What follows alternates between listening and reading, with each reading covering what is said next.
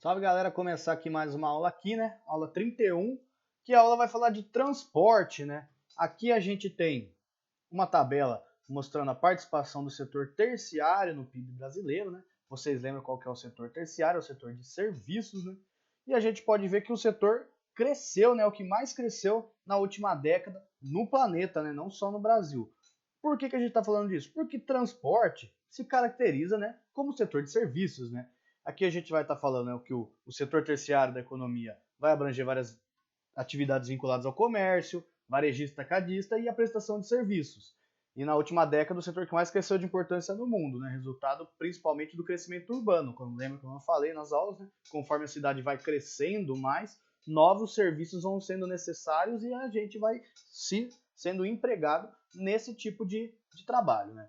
No Brasil, o valor da produção do setor terciário corresponde a mais da metade do PIB e trata do setor que mais gera emprego formal no Brasil, né? O setor de transporte funciona como base de sustentação para a expansão do fluxo de produção do comércio de mercadorias que são produzidas no país. Então, o transporte ele é importante para praticamente tudo que a gente faz.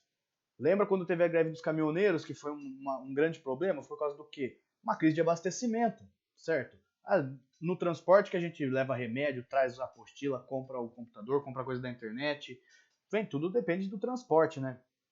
Atualmente, as mercadorias são transportadas quase na sua totalidade em 5 modos de transporte, né? O rodoviário, ruas, né? Asfalto, estradas. Ferroviário, hidroviário ou aquaviário, você pode achar esses dois nomes. Aeroviário, né? Aviões. E dutoviário, né?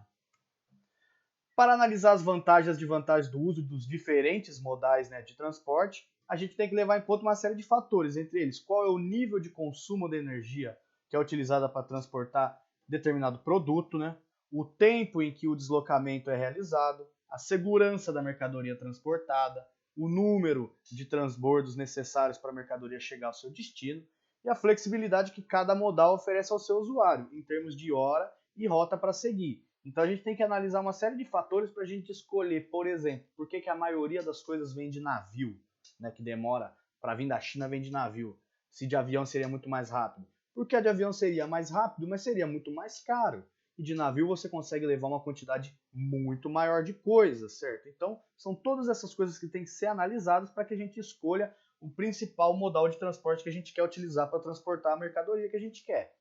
O Brasil, como predomina o transporte rodoviário, né, segundo muitos analistas, isso é um dos motivos que os produtos do Brasil são fracos de competitividade para o exterior. E isso acaba gerando um custo muito grande nos produtos que a gente vende, né? Tanto que a gente compra e tanto que a gente vende. Esse fato se agrava em decorrência de grande parte da malha rodoviária do Brasil ser ruim, como a gente sabe, né? Além da gente depender muito das rodovias, a gente não tem um sistema de rodovias bom. Se a gente ainda tivesse um sistema de rodovias bom, que interligasse bem as regiões, estradas boas, ainda era uma coisa.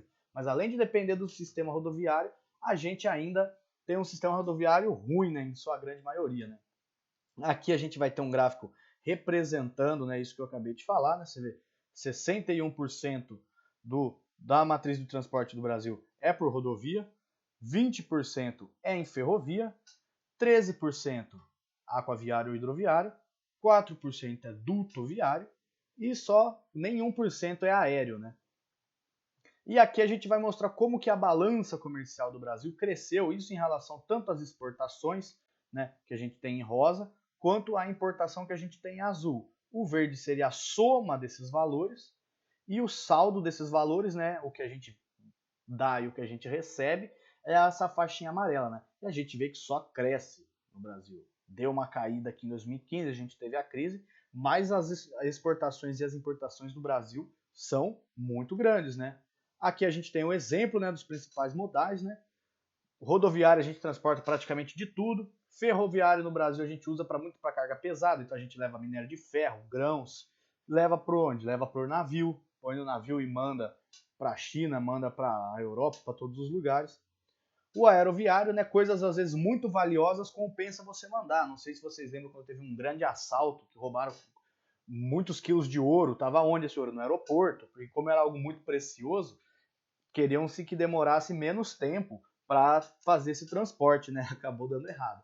E duto viário a gente geralmente usa para gás, para petróleo, né, que é lugares que compensa. Aqui na nossa cidade, por exemplo, passa um duto de gás, né? Foi construído há uns 10 anos atrás. E para quem anda nas ruas, né, na Marginal e na Avenida Bernardino de Campos, a gente tem aqueles postinhos amarelos sinalizando para não perfurar, que é por lá que passa o gasoduto, né?